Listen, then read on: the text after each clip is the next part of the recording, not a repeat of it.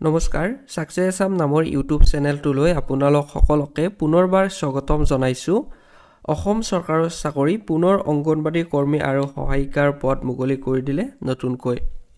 তো ভিডিঅ'টোত আমি সবিশেষ সকলোখিনি আলোচনা কৰিম, গতিকে ভিডিঅ'টো শেষলৈকে চাই থাকিব। তো বন্ধুসকল, এইখন হৈছে অফিচিয়েলি এডভাৰটাইজখন। তো ইয়াতে আপোনালোকে যদি চাই অংগনবাড়ী কৰ্মী আৰু সহায়িকাৰ বাবে সহায়িকা পদৰ আবেদনৰ বাবে বাধ্যতামূলক আৱশ্যকীয় আৰু শিক্ষাগত অৰ্হতা। তো প্ৰথমতে দিয়া আছে অংগনবাড়ী কৰ্মী আৰু সহায়িকা পদৰ প্ৰাৰ্থী অকেন্দ্ৰীয় জৰীপ এলেকাৰ ভিতৰত স্থানীয় মহিলা হ'ব লাগিব য'ত অকেন্দ্ৰটো অৱস্থিত।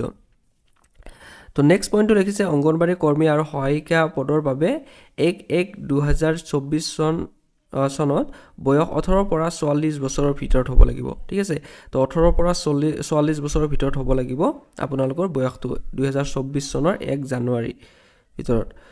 আৰু নেক্সট লিখিছে অংগনবাড়ী কেন্দ্ৰৰ কৰ্মী পদৰ বাবে নিম্নতম শিক্ষাগত অৰ্হতা অসম মাধ্যমিক শিক্ষা সংসদৰ পৰীক্ষাত উত্তীৰ্ণ হ'ব লাগিব। আৰু নেক্সট পইণ্টটো অংগনবাড়ী সহায়িকা পদৰ বাবে নিম্নতম শিক্ষাগত অৰ্হতা হাইস্কুল শিক্ষান্ত পৰীক্ষা উত্তীৰ্ণ হ'ব লাগিব, অৰ্থাৎ আপোনালোকে 10 পাছ কৰা হ'ব লাগিব বা অথবা অসম মাধ্যমিক শিক্ষা পৰিষদৰ দ্বাৰা সমপৰ্যায়ৰ পৰীক্ষাত উত্তীৰ্ণ হ'ব লাগিব। অংগনবাড়ী সহায়িকা পদৰ বাবে যদিহে কেন্দ্ৰ এলেকাত হাইস্কুল শিক্ষান্ত অথবা সমপৰ্যায়ৰ উত্তীৰ্ণ পৰ্যায়ৰ প্ৰাৰ্থী নাথাকে, তেন্তে নিম্নতম শিক্ষাগত অৰ্হতা নৱম শ্ৰেণী উত্তীৰ্ণ প্ৰাৰ্থীৰ বাবে প্ৰাৰ্থীক বিবেচনা কৰা হ'ব। তো আপোনালোকে যদি 10 পাছ যদি এই নাথাকে তেনেহ'লে 9 পাছৰ কেণ্ডিডেটজনক ইয়াতে বিবেচনা কৰা হ'ব বুলি লিখিছে। আৰু নেক্সট লিখিছে মহামান্য উচ্চতম ন্যায়ালয়ৰ কেছ নং ইমান আৰু অসম মাধ্যমিক শিক্ষা পৰিষদৰ নং ইমান। তো মৰ্মে সকলোৱে জ্ঞাতাৰ্থে জনোৱা যায় যে কৃষ্ণকান্ত সন্দিকৈ মুক্ত বিশ্ববিদ্যালয়ৰ দ্বাৰা BPP প্ৰমাণপত্ৰ আৰু মাধ্যমিক শিক্ষা পৰিষদে অনুষ্ঠিত কৰা HSLC AHM পৰীক্ষাৰ সমপৰ্যায়ৰ বুলি গণ্য কৰা নহ'ব। আৰু নেক্সট লিখিছে অংগনবাড়ী কৰ্মী আৰু সহায়িকা পদৰ আবেদন কৰা প্ৰাৰ্থীৰ বাসস্থান সম্পৰ্কীয় প্ৰমাণপত্ৰ অকেন্দ্ৰ অঞ্চলৰ গাঁওবুঢ়া, গাঁও পঞ্চায়তৰ সদস্য, গাঁও পঞ্চায়তৰ সভাপতি বা গাঁও গ্ৰাম্যাঞ্চলৰ বাবে বা ৱাৰ্ড কমিছনৰ সভাপতি, নগৰ সমিতি অথবা পৌৰসভা নগৰ অঞ্চলৰ বাবে প্ৰদান কৰিব লাগিব।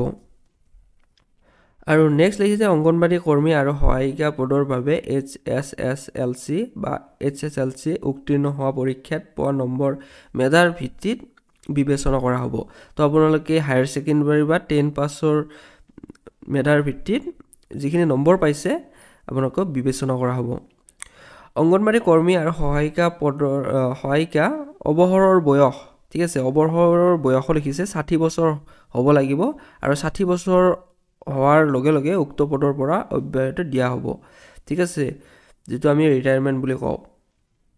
আৰু নেক্সট লিখিছে অংগনবাড়ী কৰ্মী আৰু সহায়িকা পদৰ বাবে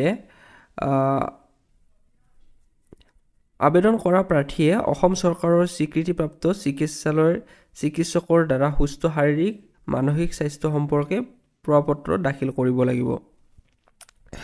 আৰু আগলৈ লিখিছে অংগনবাড়ী কৰ্মী আৰু সহায়িকা অকেন্দ্ৰৰ আবেদনকাৰীসকলৰ এলেকাত যদি 40% অনুসূচিত জাতি বা অনুসূচিত জনজাতি জনগোষ্ঠীৰ লোক আছে তেনে কেন্দ্ৰত তেওঁলোকৰ মাজৰ পৰাই কৰ্মী সহায়িকা মকৰল কৰা হ'ব।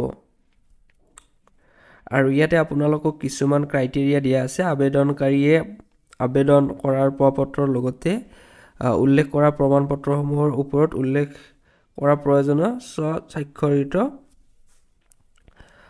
প্ৰতিলিপি দাখিল কৰিব লাগিব। তো প্ৰথমতে আপোনালোকে যদি চাই শিক্ষাগত অৰ্হতা প্ৰমাণপত্ৰ চাৰ্টিফিকেট মাৰ্কশ্বিট আপোনালোকে দিব লাগিব।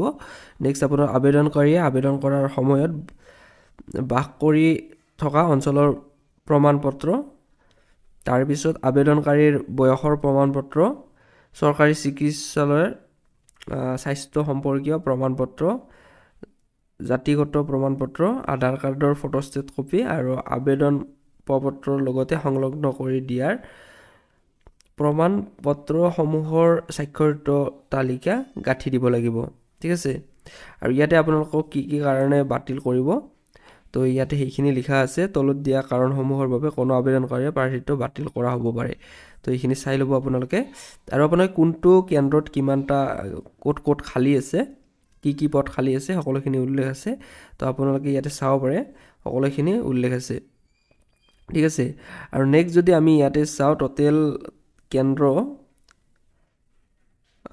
22টা কেন্দ্ৰত আপোনালোকৰ ইয়াতে পোষ্টসমূহ খালী আছে আৰু ইয়াতে জৰুৰীভাৱে আপোনালোকক লেখা আছে আবেদন পত্ৰৰ বন্ধ খামত জমা দিব লাগিব তো লগতে নামৰ ওপৰত কেন্দ্ৰৰ নাম পদৰ নাম উল্লেখ কৰিব লাগিব ঠিক আছে আপোনালোকে যিটো পোষ্টত আবেদন কৰে তো সেই পোষ্টটো আপোনালোকে লিখিব লাগিব আৰু এই পদকেইটা আছে শিশু উন্নয়ন প্ৰকল্প বিষয়া নাওবৈচা সংহতি শিশু উন্নয়ন সেৱা প্ৰকল্প লখিমপুৰৰ ফালৰ পৰা তো যিসকলে ইয়াতে আবেদন কৰিম বুলি ভাবিছে তেওঁলোকে ফুল এডভাৰটাইজমেণ্টখন এবাৰ ভালদৰে পঢ়ি চাব আৰু ইয়াৰে যিটো লাষ্ট ডেট সেইটো আপোনালোকে ইয়াতে চাই ল'ব তো উপপত্ৰসমূহ অহা ইংৰাজী 26 নৱেম্বৰ 2024 তাৰিখৰ ভিতৰত কাৰ্যালয় খোলা থকা সময়ত দিনৰ 11টা বজাৰ পৰা 3টা বজাৰ ভিতৰত দাখিল কৰিব পাৰিব ঠিক আছে তো ইয়াতে 26 তাৰিখ আপোনালোকে চাব পাৰে তো যিসকলে আবেদন কৰিম বুলি ভাবিছে তেওঁলোকে ফুল এডভাৰটাইজমেণ্টখন এবাৰ ভালদৰে পঢ়ি চাব তো ভিডিঅ'টো এইখিনিতে সামৰিছোঁ